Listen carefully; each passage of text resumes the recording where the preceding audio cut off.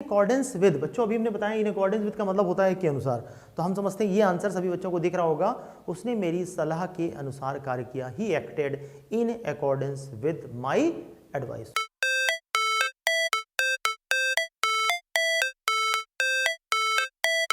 Okay बच्चों, अब हम लोग आते हैं once again magical concepts, in other words you can say miscellaneous concepts of grammar में हम लोग आते हैं।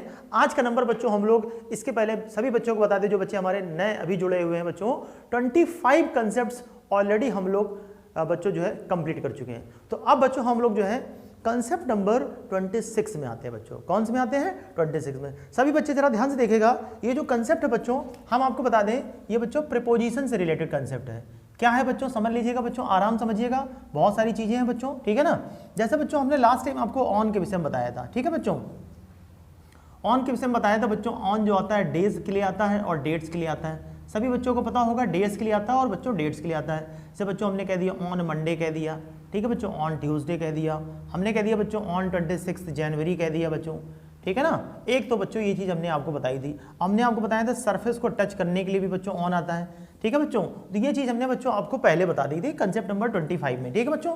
अब देखिए बच्चों, आपको पता होगा जैसे फ्रॉम का यूज़ हम लोग करते हैं, किसका यूज़ करते हैं बच्चों? फ्रॉम। आप सभी बच्चों को पता होगा फ्रॉम का मतलब होता है in the sense of separation, in the sense of separation, ठीक है बच्चों।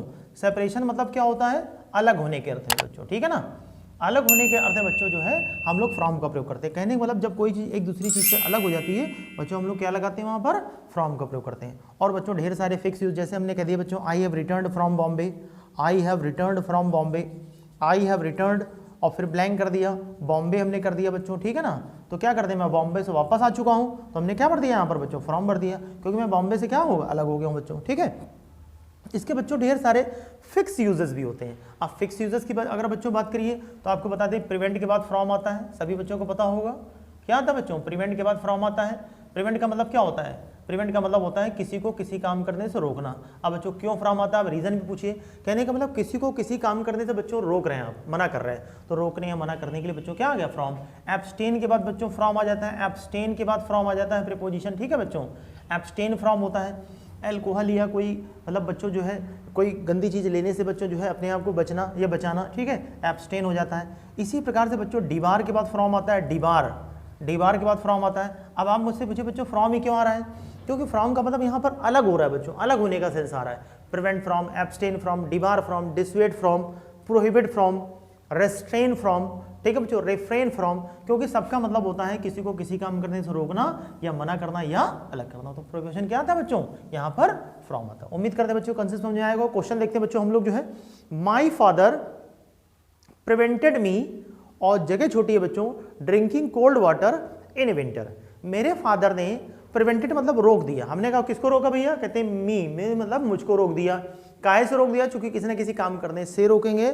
तो यहाँ पर बच्चों ऑप्शन दिया है ओ डबल एफ, दूसरा ऑप्शन है ऑफ, और तीसरा ऑप्शन है फ्रॉम, और चौथा ऑप्शन है फॉर। उम्मीद करते हैं बच्चों आप लोगों को आंसर समझ में आ गया होगा। जैसा कि मैंने आपको बताया है, रोकने या मना करने के लिए फ्रॉम आता है, तो prevented me from drinking cold water in winter. हम लोग आते हैं नेक्स्ट पॉइंट पर, ठीक है बच्चों। देखिए बच्चों नेक्स्ट क्या है बच्चों, जैसा कि बच्चों अभी हमने आपको बताया था फ्रॉम का यूज कहाँ पर होता है। तो फ्रॉम का यूज बच्चों हमने आपको बताया अलग होने के लिए होता है। किसके होने के लिए होता है बच्चों? अलग होने के सेंस में होता है, ठीक है बच्चों। अगर एक चीज दूसरी चीज से अलग हो रही है तो फ्रॉम आ जाता है बच्चों, ठीक है ना। अब आपको बच्चों एक चीज और भी बता दें हम आपको, ओ डबल एफ भी होता है, इसको भी आप लोग जान लीजिए। O double F, O double F का मतलब भी क्या होता है बच्चों? अलग होना होता है, ठीक है बच्चों, अलग होने के सेंस में आता है। लेकिन बच्चों इसमें फर्क क्या होता है? इसका जो यूज होता है जनरली बच्चों सर्टेन फ्रेजेस में होता है। किसमें होता है? सर्टेन फ्रेजेस में होता है, ठीक है बच्चों। सर्टेन फ्रेजेस का मतलब समझ रहे हैं बच्चों? ओ डबल एफ का मतलब सर्टेन फ्रेज। जैसे बच्चों हमने आपको कह दिया पुट ऑफ कर दिया, पुट ऑफ का मतलब हो गया टालना हो गया, ठीक है। जैसे मैंने आपको बच्चों बोल दिया कॉल ऑफ हो गया, कॉल ऑफ का मतलब होता है बच्चों कैंसिल कर देना, ठीक है ना। तो पुट ऑफ हो गया टालना हो गया, कॉल ऑफ का मतलब कैंसिल करना हो गया, ठीक है ना। और हमने बच्चों बोल दिया टेक ऑफ, ठीक है, टेक ऑफ का मतलब होता है उड़ान भरना। तो ऐसे बच्चों ढेर सारे वर्ड्स होते हैं, इसकी चर्चा हम आप लोग को बाद में करेंगे, ठीक है बच्चों। तो ओ डबल एफ का यूज मतलब क्या होता है बच्चों? कोई चीज़ किसी चीज़ से अलग हो जाती है। इसमें क्या होता है बच्चों? ये शॉर्ट डिस्टेंस के लिए होता है। कितने डिस्टेंस के लिए होता है? शॉर्ट डिस्टेंस के लिए, ठीक है बच्चों। और ये सब ज़्यादातर बच्चों फिक्स में होते हैं। इसके बाद बच्चों अगर हम आपसे बात करें फॉर की यूज़ क्या होता है, तो फॉर का मीनिंग होता है बच्चों के लिए होता है, ठीक है। फॉर का मीनिंग क्या होता है बच्चों, के लिए होता है।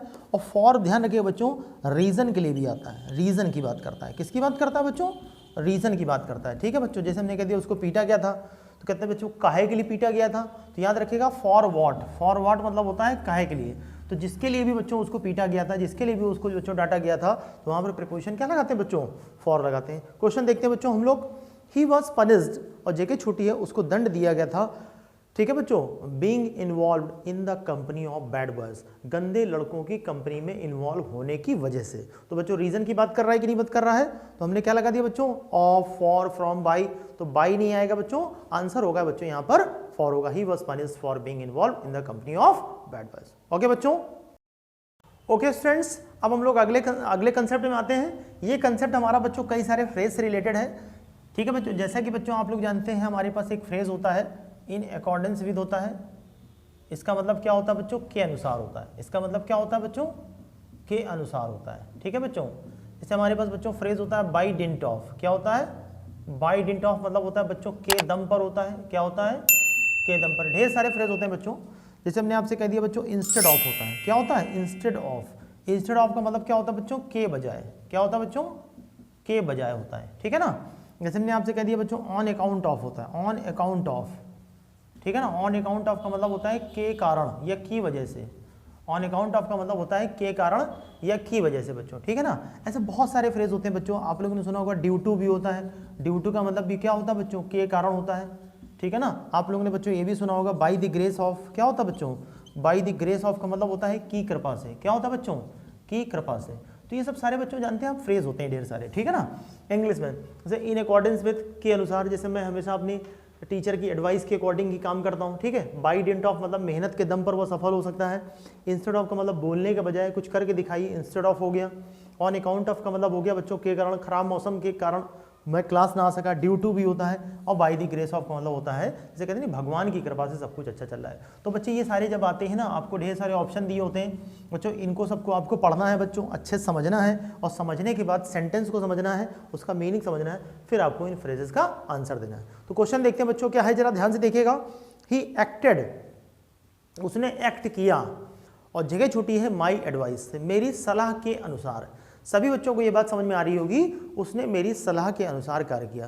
पहला ऑप्शन है बच्चों बाई डिंट ऑफ, इसका मतलब बताया बच्चों के दम पर, मेरी सलाह के दम पर काम किया, नहीं बच्चों, एलिमिनेट करिए इसको। बाई द ग्रेस ऑफ, मेरी सलाह की कृपा से काम किया, नहीं किया। इन अकॉर्डेंस विद, बच्चों अभी हमने बताया इन अकॉर्डेंस विद का मतलब होता है के अनुसार।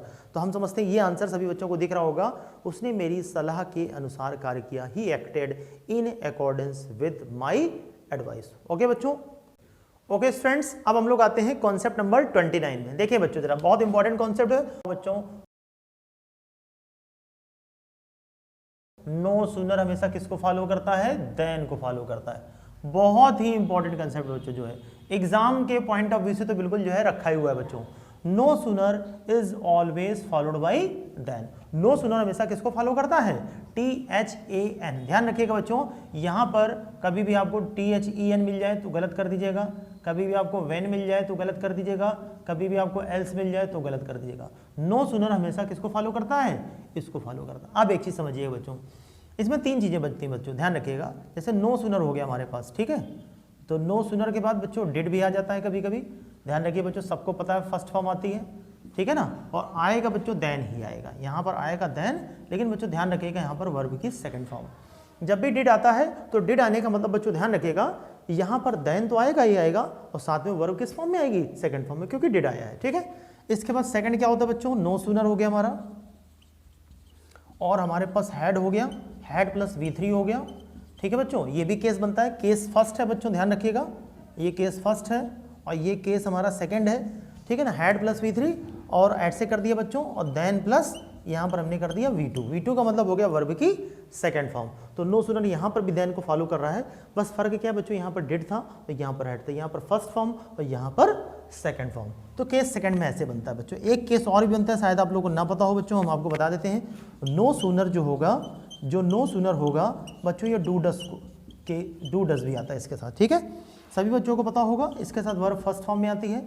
ठीक है, अब आपको पता है बच्चों, जो क्लॉज जोड़ी जाएगी उसके साथ देन आएगा, और देन के बाद यहाँ पर भी वर्ब किस फॉर्म में आएगी, फर्स्ट फॉर्म में आएगी। अगर बच्चों ये चीज़ आपने समझ ली है तो 3 केसेस बनते हैं बच्चों, 3 केसेस आर पॉसिबल, ठीक है बच्चों, 3 केसेस, ठीक है। तो ये 3 केसेस बनते हैं बच्चों, नो सूनर डिड का केस बनेगा, नो सूनर हैड का केस बनेगा, नो सूनर डू डज का केस बनेगा, ठीक है बच्चों। डिड होगा तो फर्स्ट फॉर्म ध्यान रखिएगा बच्चों, देन तो आना ही आना है। ऐसा क्यों हो रहा है? क्योंकि बच्चे कनेक्टर है। कनेक्टर का मतलब होता है ये 2 सेंटेंसेस को कनेक्ट कर रहे हैं।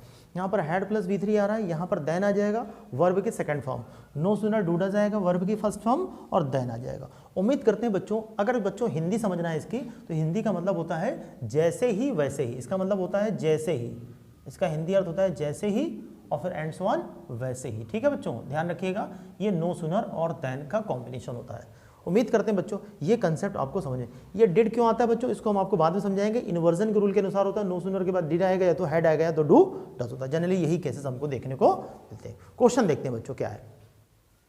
क्वेश्चन लिखा है बच्चों, जरा ध्यान से देखिएगा। No sooner did the teacher, जगह छोटी है द क्लास, फिर जगह छोटी बच्चों स्टूडेंट्स स्टूड अप, ठीक है बच्चों। तो नो सूनर, अब देखिए बच्चों ऑप्शन जरा देखिए, बहुत कंफ्यूजिंग ऑप्शन होते हैं। जब पेपर में आता है बच्चों आपको लगता होगा कि हमें बहुत आता है, लेकिन एग्जाम में जैसे ऑप्शन आते हैं तो कंफ्यूजन स्टार्ट हो जाती है बच्चों। तो पहला ऑप्शन लिखा है एंटर, तो ठीक है बच्चों डिड के साथ फर्स्ट फॉर्म आती है, तो पहला ऑप्शन तो हमारा मैच कर जाएगा, no sooner did the teacher enter the class. दूसरा ऑप्शन देखिएगा देन लगा है। अभी बच्चों हमने आपको बताया है नो सूनर हमेशा किसको फॉलो करता है, देन को, तो पहला ऑप्शन बेकार हो गया सेकंड ऑप्शन की वजह से, देन नहीं आता है। दूसरा बच्चों देखिएगा, फिर पहला ऑप्शन एंटर है बच्चों, डिड के साथ फर्स्ट फॉर्म आती है, लेकिन दूसरा ऑप्शन एल्स है, ये भी बेकार हो गया। तीसरा ऑप्शन बच्चों देखिएगा एंटर है और देन है, तो no sooner did the teacher enter the class than the students stood up. उम्मीद करते हैं बच्चों ये बात आपको समझ में आ गई होगी। आइए बच्चों हम लोग नेक्स्ट क्वेश्चन में आते हैं। अगला देखिए बच्चों, अगला भी बड़ा महत्वपूर्ण कंसेप्ट है। आप लोग बच्चों सब लोग जानते होंगे, सो के बारे में जानते होंगे। अगर हम आपसे पूछे बच्चों इस शो का मतलब क्या है, तो कहते हो सर शो का मतलब तुम टीवी वाला शो देखते हैं, तो फिर वही बात हो गई है, टीवी वाला शो नहीं बच्चों। टीवी वाला शो क्या होता है, SHOW होता है। कहते सर जी एक वो भी तो शो होता है, शो मतलब बोना भी होता है, तो वो वाला शो होता है SOW। तो कंफ्यूज मतलब मत होइएगा बच्चों, इस शो का मतलब होता है इसलिए। क्या होता है बच्चों, ये इसलिए, या इसी का सिनोनिम होता है देयरफॉर, ठीक है बच्चों। और ये जो शो होता है ये टीवी शो होता है, टीवी शोज वगैरह जो होते हैं, ठीक है ना। और ये शो मतलब होता है बोना। क्या होता है बच्चों, बोना। बोना मतलब समझते हैं बच्चों, जैसा बोएंगे वैसा काटेंगे, ये ध्यान रखिएगा बच्चों। SOW सो मतलब होता है बोना। एज यू सो, जैसे बच्चों आपने कहावत सुना होगा, as you sow will you reap, जैसा बोएंगे और वैसा आप काटेंगे, ठीक है बच्चों। रीप होता है बच्चों, रीप मतलब होता है काटना। तो जैसा करेंगे बच्चों, सो मतलब SOW, जैसा बच्चों आप करेंगे सो विल यू रीप, वैसा आप भरेंगे। तो SOW और रीप यहाँ पर क्या हो जाता है बच्चों, काटना हो जाता है। समझ पा रहे बच्चों मेरी बात को। लेकिन ये चीज़ बच्चों हम आपको नहीं बताना चाहते थे, हम आपको बताना चाहते हैं सो के साथ बच्चों दैट आता है। सो का एक मीनिंग यहाँ पर जो होता है इतना होता है, और यहाँ पर बच्चों होता है की, ठीक है बच्चों। और ये किसकी बात करता है, कारण और प्रभाव। किसकी बात करता है बच्चों, ये हमारा कारण और प्रभाव की बात करता है। कारण क्या होता है, मतलब वो इतना कमजोर है कि चल नहीं सकता है, इतना मतलब हो गया बच्चों सो, कि चल नहीं सकता है तो दैट लगा दिया बच्चों। ध्यान रखिएगा इससे क्लॉज जुड़ेगी, इतना भी होता है सो का मतलब, और दैट आ गया कारण और प्रभाव। इसी के साथ बच्चों सो एज भी आता है। क्या आता है बच्चों, सो एज। सो एज क्या मतलब होता है बच्चों, उतना और जितना, उतना और जितना होता है। उतना जितना मतलब समझ रहे हैं, ये बच्चों ये तुलना करता है। क्या करता है बच्चों, कंपैरिजन करता है। कंपैरिजन मतलब समझते हैं ना, कंपैरिजन के लिए आता है, ठीक है बच्चों। जैसे वो उतना हैंडसम नहीं है जितना कि उसका भाई है, तो सो एज लगा दिया। वो उतना कमजोर है जितना कि वो चल नहीं सकता है, इंग्लिश इतनी कठिन है कि मैं बोल नहीं सकता हूँ, पेड़ उतना ऊंचा है कि मैं चढ़ नहीं सकता हूँ, तो ये सो दैट होता है। उम्मीद करते हैं बच्चों ये समझ में आया होगा। देखते हैं हम लोग क्वेश्चन जरा।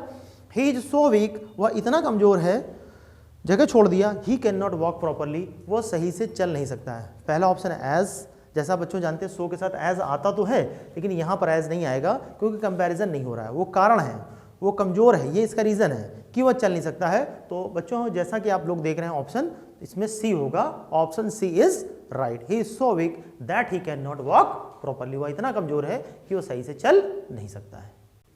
आइए बच्चों अब हम लोग बूस्टर डोज ऑफ वोकैब्स में आते हैं बच्चों, बड़ा ही जबरदस्त है और ये आप लोग देखिए बच्चों, आप लोगों को बड़ा इंटरेस्ट आएगा। देखिए बच्चों इसमें वर्ड्स क्या क्या होते हैं। एक शब्द आपने सुना होगा बच्चों प्रिंसिपल, और दूसरा वर्ड बच्चों होता है हमारे पास प्रिंसिपल। सारे बच्चों ने सुना होगा बच्चों, प्रिंसिपल साहब हमसे नाराज हो गए, प्रिंसिपल साहब जो है हमको ऐसा नहीं कर रहे, वैसा नहीं कर रहे। तो बच्चों ये वर्ड जो है प्रिंसिपल है। क्या है बच्चों, प्रिंसिपल, इसको बोलते हैं प्रिंसिपल। समझते बच्चों ये होता है सिद्धांत।